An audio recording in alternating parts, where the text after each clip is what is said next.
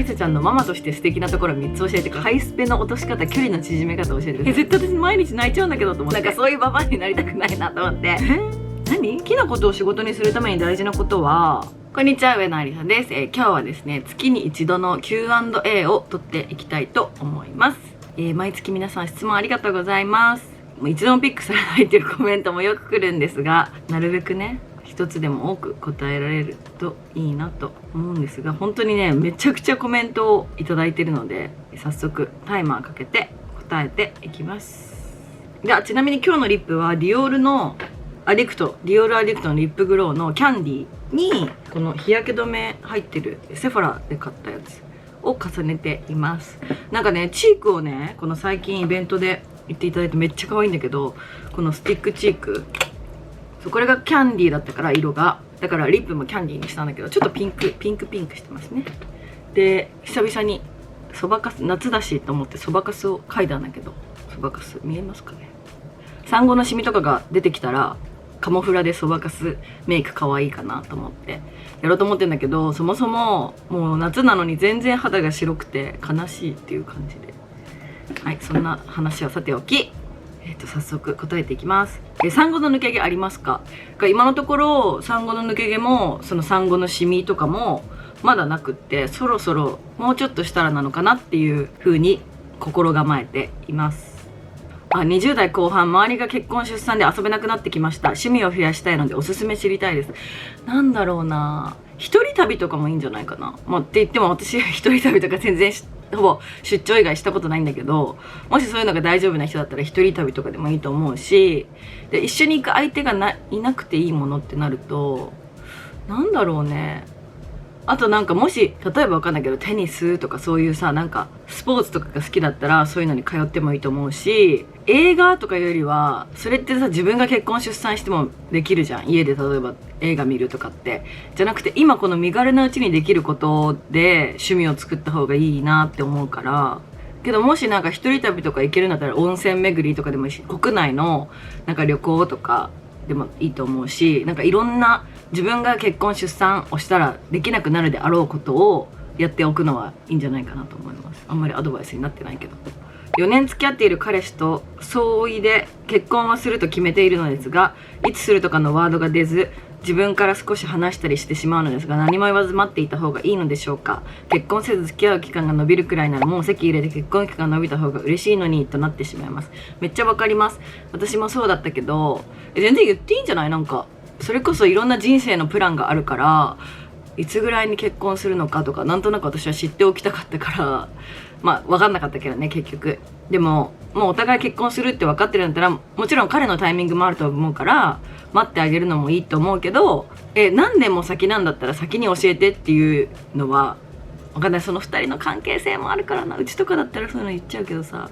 なんか何年も先なんだったらちょっと先にそれは教えてみたいなのを言っちゃってもいいんじゃないかなと思います。でも確かに結婚何周年とかで結局お祝いしていくじゃん。でうちの場合ってまだ結婚して2年なんだけど、付き合って11年目なの。だけど結婚2年とかでさお祝いしていくからさ、長い方がいいじゃんとかはすごくわかる気がします。初めて質問を送ります。ありがとうございます。次の海外旅行の予定はありますか？次の海外旅行は旅行じゃなくて出張なんだけど、産後初海外が9月に、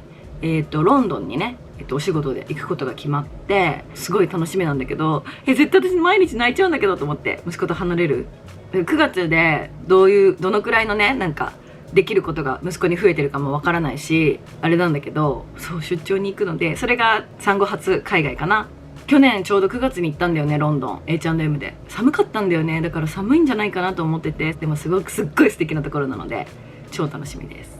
ありさちゃんが思うありさちゃんのママとして素敵なところ3つ教えてください。これ自分で答えるスタイルですね。なんだろうな、明るい元気なお母さんです。あともうめっちゃ愛してるアクティブなところですけど息子のことになるとちょっとなんかちょっと自分の感じとは違う、もうちょっと慎重になっちゃうことはすごい多いんだけどね。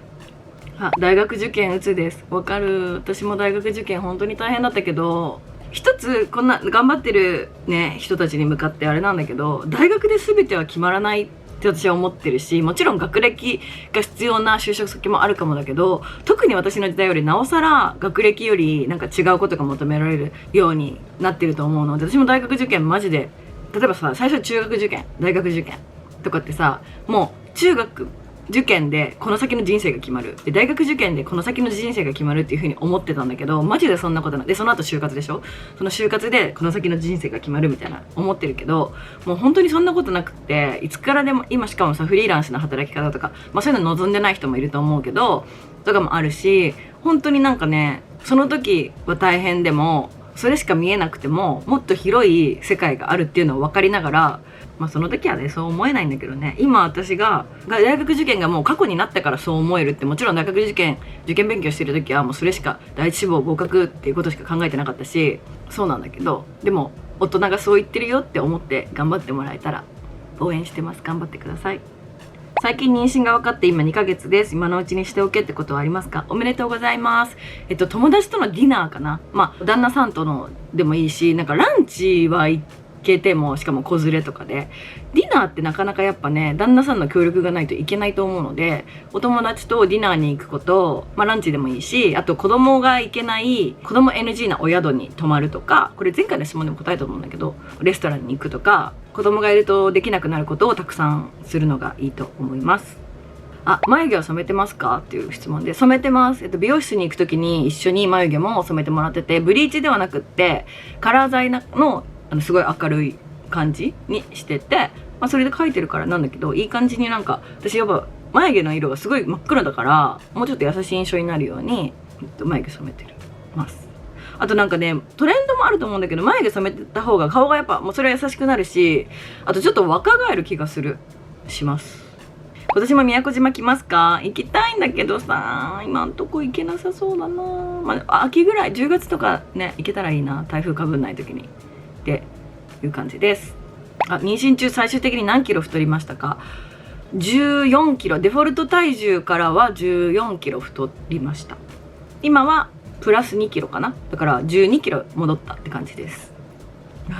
学校着いたら一人だけ汗びしょびしょで気まずいです。アリサさん、汗対策どうしてますか？わかる。私も超汗っかきで、私ってね、お尻と太ももの後ろにめっちゃ汗かくの。だから美容室とかびちゃびちゃになっちゃったりとかするわけ。車の運転とかしてて、レザーじゃん、しかも。で、降りるともうびっちょびちょみたいな。で、薄いさ、カーゴパンツとか履いてると、もうそこのところがびちょびちょになってすぐ乾くんだけど、対策はしてない。もう服しかないよね。汗かいたら服。それだけしか。だから対策できんの？わかんないけど。なんか体に悪そうじゃない？なんか汗腺閉じるとか。とりあえず汗をこまめに拭いて涼しくしましょう。超適当。ごめんなさい。昨日彼氏に別れようと言われました。この関係はこの先うまくいかないと思えば私も目をつぶってたことがたくさんあり、小さいことの積み重ねが爆発しました。話し合いの結果、もう一度お互いオープンになって話していこうと関係を続けることを決めましたが、一度別れようと思ったことがある関係性は今後うまくいくと思いますか？関係を良くするために努力は絶対にします。いくんじゃない？結構私の周りでも最近一回別れたけど復縁して結婚したカップルいるし、逆になんか別れようっていうその修羅場じゃないけどさ、その状況になって初めてお互いがオープンになって話していこうっていう、今までと違う関係性をお互い心がけようという風になったから、絶対的にいい方向に進んでると思うし、それでダメだったら逆にオープンになった結果ダメだったねでいいと思うから、だってお互いきっと好きなんだもんね。その話し合ってもう一回頑張ろうってなったってことはお互い好きだから、お互いに努力をして、それでもダメだったら別れればいいし、やっぱりこの人だ、オープンになってお互いの気持ちをちゃんと話せてよかったってなって結婚するかもしれないし、うまくいくいかないはもうお二人の相性っていうかさ、お二人のことだけど、結婚とかいうことは全然あると思うし、周りでも全然あります。頑張ってください。りさちゃんが今一番楽しいこととか興味あることって何ですか？もう今はもう脳内息子って感じでなんかそう思えてるのも多分自分の時間をちゃんと取れるように、それこそマイルズが協力してくれたり、私の母がお手伝いしてくれたりしてるから、こういう余裕を持ってさらに息子に愛を注げるんだなって思うし、これがもう何度も私言うけどさ、ワンオペとかだったらこの精神状態に慣れてないかもしれないし、辛いってなってるかもしれないし、ただ今は毎日一日中家出れない日とかでももう全然なんか可愛い可愛いってなるし、やっぱ自分が多分息子に対してやってあげられることとかが分かってきて、何を求めてるかって 100% は分からない、言葉が喋れないか分からないけど、母親なりにこういうことを今してほしいのかなっていうのが合ってたりとか、それでさご機嫌になったりとか、そういうことが増えてきたのと、あとなんか泣く頻度ももちろん新生児の時より減ったし、で夜間授乳とかも結構マイルズが率先してやってくれてるから、私も睡眠がしっかり取れてるし、夜とかさ9時ぐらいに息子が寝ちゃうんだけど、であともう授乳でしか起きなくてさ、朝まで寝ちゃうとさ、早く明日にならないかなみたいな、早く息子に会いたい、もう目の前にいるんだけど起きたご機嫌の息子に会いたいなっていう気持ちだから、産後の入院中に夜息子がさ助産師さんたちに見てもらってる間に写真とかを見返してさ、泣きながら明日早く会いたいって思ってるような気持ちがいまだにこう続けられてるから、だからカメラロールも息子しかないしさ、それかな今やっぱり楽しいこととか興味あることって言われると、もう今なんか息子中心の生活になってるので、息子が興味あること楽しいことです。おすすめのピアス教えてください。最近なんか合成ダイヤのブランドがもうすぐ出るのかな、すごい素敵なのを見つけたので、ローンチしたらみんなにもおすすめしたいのと、あと私がよく使ってるのはやっぱりブリジャールのモアサナイトの一粒ピアスとか、あとミラモアもすごく可愛いです。ワーホリ行きたいです。恐れず飛び込むべきですよね。絶対飛び込むべきだって、年齢制限あるんだよあれ。酷じゃない？私今行きたくたってさ行けないんだからね。ワーホリは行ける環境づくりを自分ができるんだったら、今行ける環境じゃなくても、あれって環境づくり多分しなきゃじゃん。退職しなきゃいけないとかさ、学生さんだったら休学になるの？ちょっと仕組みわかんないけど、絶対行きたいって思ってるなら年齢制限、悩んでたら年齢制限終わっちゃうのマジで。29までだよね、確か。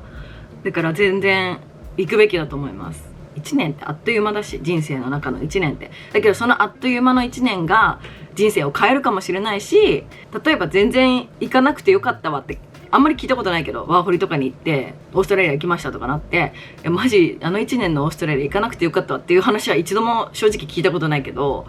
絶対何かみんな得て帰ってきてると思うから。ただそう思ったとしても、その長い人生の1年だって思えば気が楽じゃん。逆もしっかりだけどね。行きたい気持ちがあるならぜひ行ってほしいなと思います。ちゃんと眠れてますか？ありがとうございます。おかげさまでちゃんと眠れてます。みちちゃんと仲良くなったきっかけはもう完全にケミオくん。最初会ったのはまだみちちゃん高校生とかだったのかな。もう本当に2016、7年ぐらいもっと前わかんない。アリアナちゃんのライブにね、ケミオくんと行って、その帰りにみちちゃんと電車のホームで会って、で初めましてして、そっから数年後にみちちゃんがこういうなんかがっつりインフルエンサーとかそういうことをやってて、それでその後っていつ再会したんだろう、ちょっと覚えてないけど。でケミオくんがさ日本に住んでないじゃん。でケミオくんが日本にいる時に会ったりとか、一緒に LA で合流したりとかしてたんだけど、みちちゃんと直接2人で会うとかはご飯行こうね日本でもみたいな話はしてたけど、全然してなくて、だけどケミオくん絡めて会う頻度が増えて、じゃあうちら日本組でご飯しようみたいな感じで、なんかさ正直さ誘ったら断れないんじゃないかなと思って、その年もさ私8個違うから、本当は行きたくなくても断れない系あるじゃん。だからなんかそういうババアになりたくないなと思って、私からあんまり誘ってなかったんだけど、みちちゃんがすごい本当にご飯行ってくれそうだなみたいな温感だったから、じゃあ行こうって言って、でご飯とか2人で行くようになって、そっから仲良くなったっていう感じで、お仕事が被ることも多いからなおさらもっとね、海外で一緒に過ごしたりとかも増えたし、プライベートでももちろん一緒に海外行ったりとか、そういう仲になったけど、なんか若い子たち特に私気をつけてるのが、なんか断れないって思わせちゃったら悪いなと思って、かといってさ、じゃあ自分がさ、なんか私結構誘えたけど年上なんかわかんない、自分が年下とかだったら誘いづらいとかいうのもあんのかな、わかんないけど、とりあえずなんか圧にならないようにすごい気をつけてました。私は好きなことアートを仕事にするために奮闘中の31歳です。今はパン屋さんで5時半から14時半まで働いた後に、8月の展示会に向けて家でアート制作をしてます。好きなことを仕事にするために大事なことは何だと思いますか？すごい忙しい生活を送ってるんですね。頑張ってください。やっぱ好きなことを仕事にするために大事なことはその愛情かな。なんか好きなことを仕事にすると好きじゃなくなっちゃったりするパターンってすごいあるからその好きだっていうことをもちろんモチベーションにして、その愛情をモチベーションにすることが一番大事だけど、その愛情がなくならないように気をつけること。まあ別にさ、そこを割り切って最初はじゃあアート好きで仕事にしたいと思って仕事になったらもうなんか好きじゃなくなっちゃったけどいいや仕事だから頑張ろうってなるのか、将来的な話ね。それかもうこんなに好きだったアートを仕事になったら好きじゃなくなっちゃったからもう仕事は違うことをしようってなるのか、ずっとアートを愛し続けて仕事もできるのか、もうこの3択かと思うんだけど、だからその愛情を持って、愛情が結局パッションになると思うし、なんかそういう風になるかもっていうことを頭で思いながら、なんか今は愛情を込めてやって、でパン屋さんのお仕事もバランスとってやるのがいいのかなと思います。頑張ってください。りさちゃん流ハイスペの落とし方、距離の縮め方を教えてください。私本当にこれ恋愛ってことでしょ。私本当に恋愛がね下手なんです。てか下手っていうか経験がないんです。だからなんで私マイルスと付き合えたんだろうね。私でどうやってあなたと距離縮めた？いつの話してんの？12年前ぐらいの話。どうしたんだろうね。あんまり共通点とかなかったと思うんだよね最初。どうやって距離縮めたんだろう。分かんない。いや本当にそういうなんかこの人好き落とすとかそういうのもないし、ハイスペな人って多分言い寄られ慣れてるってことだよね。待って、俺をハイスペのカテゴリーに入れようとしたら入れてないよ。多分そういう意味で聞いてないよこの子は。ただ距離の縮め方って言われても私が恋愛経験がないから、あなたどうやってたっけ私っていうのを聞いただけなのですいません。私たちにはちょっと程遠い会話でした。はい、ベビープラス検討してますが効果感じてますか？感じてんだけど、息子が夜、新生児の時から夜寝るのね。だから夜ちゃんとまとまってても普通に3時間に1回は起きるけど、夜と昼の区別がめっちゃついてたの。新生児からだよ。みんなにベビープラスだけは絶対やれって言われてて、でも日本さメルカリとかでも売ってないのね。全然売ってなくて、てかその並行輸入の仕事とかしよっかなみたいな感じなぐらいマジで売ってないので、アメリカで買ってアメリカから持って帰ってきたんだけど、だからそういうアメリカのお友達とかがいて買えるルートがあるんだったら送ってもらうとかさ。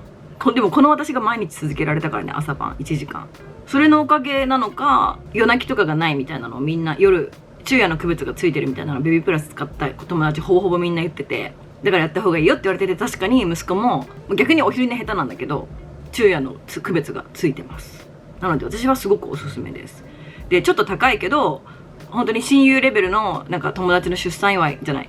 妊娠祝いお祝いとかにはすごいプレゼントでおすすめかなって思います。抱っこ紐とベビーカー教えてほしいです。抱っこ紐は、3つ持ってて、ヌナの、このビデオより前かな後かな紹介した、抱っこ紐とアーティポッペの抱っこ紐と、あとちょっとねブランド名わかんないけどアンナちゃんが YouTube で紹介してた抱っこ紐の3つを持ってます。でベビーカーはバガブーとヌナとサイベックスなんで3台持っとんねんって感じなんですけど、全部いただき物なんだけど、ヌナは車に積んでます。なので、車でどっか行った時に降りて使う時用で、ヌナはイクサスイブっていうやつなんだけど、でサイベックスはプリアムなので結構大きいのね。ただ大きいけどめちゃくちゃ押しやすくて、で大きいから車に積むの大変かなと思って、ヌナの方がそこには合ってるなと思ったので、サイベックスはご近所だったりとか近場で今は使ってるけど、もしかしたら逆にするかもしれないし今後わかんないんだけど、今はそんな感じで、バガブーはそれこそいただいたんだけど、6ヶ月からのお座り、腰が座ってからのシートしかないのでまだ使ってはなくって、なので腰が座ったら使おうかなと思って、とりあえずマイルズの実家にバガブーは置いといて、今マイルズの親御さんがアメリカに行ってていないんだけど、帰国とかしてもし預けるとかなった時とかに使えるかなと思って、そう3台あります。何？愛くるしいって言われたり頬をムニムニしてくれるのは脈ありなのでしょうか、それともただ可愛い後輩としての行動なのでしょうか。そんなことすんの？愛くるしいって言って頬をムニムニしてくんの？先輩が？わかりません。脈ありかわいい。けど可愛い後輩って思ってるの？そんなことする？頬をムニムニ？息子にしかしないよそんなこと。どうなんですかね。逆に皆さんコメント欄でどう思いますか。俺は可愛い後輩として思われてるだけなのか、脈ありなのか、私はジャッジできません。皆さんお答えお願いします。すごいね。なんか今使っていておすすめの育児グッズを教えてください。結構あるな。まずはドッカトット、すごくおすすめ。ドッカトットは持ち運べるのがいいよね。それこそこのストッケのベビーベッドの中に夜は入れてるし、床にドッカトット置いてそこで、ほぼ昼寝しないんだけどしてもらってたりとか、あとは搾乳機、メデラの搾乳機の高いんだけどマキシっていう両乳につけれて、あとその搾乳用のブラもう両手開くのが最高で、あとなんだろう、ちょっと考えます。なんかもしかしたら動画にしてもいいかもねっていう感じですかね。じゃああと2問で終わります。ワンちゃんは飼わないんですか。飼う予定は今のところありません。やっぱりもともと私たち出張族でお互い出張が多いから家を空けることが多かったのと、今は息子ができて、やっぱねこれに犬は無理よって思う。本当にすごいと思う。犬飼って子育てしてる方々本当にすごいと思うし、息子が小学校とか上がってもうちょっと大きくなってお世話とかができるようになって飼いたいってなったら飼うかもしれないけど、今は無理ですねと思ってます。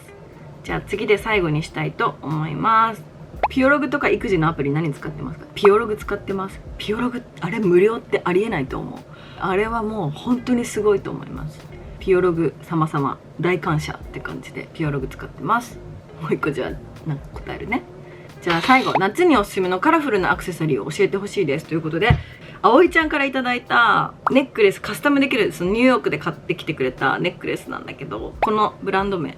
のネックレスがネットで買えるんだけど、めっちゃ可愛い。夏にぴったりだし、パーソナライズできるとか、イニシャル入れたりとかさ、自分の好きなチャームをつけられるからパーソナライズできるし、だからギフトにもいいし、夏になるとね、私白いねシェルっぽいのとか、そういうやっぱ夏っぽいおもちゃっぽいアクセサリーをつけたくなるので、すごくおすすめです。あとはなんかザラとかでね、ザラとかあとセザンヌもピアスとか可愛いので、ピアスとかはザラとかセザンヌで大ぶりのものとかあってもいいんじゃないかなと思います。では、今月も質問皆さんありがとうございました。もう本当にね、一度も答えてもらえないっていう声がたくさん来ていて本当に申し訳ないんですけど、なんかこれ逆にさ、私がピックしないで編集さんにピックしてもらうとかいうのも今度やってみようかなって思います。はい、そんな感じで懲りずにね、また来月もインスタグラムの方のストーリーで質問はいつも募集してますので、お送りいただけたらと思います。では最後まで見ていただいてありがとうございました。よかったらチャンネル登録、いいね、コメントお待ちしております。ではまた次回のビデオでお会いしましょう。バイバーイ。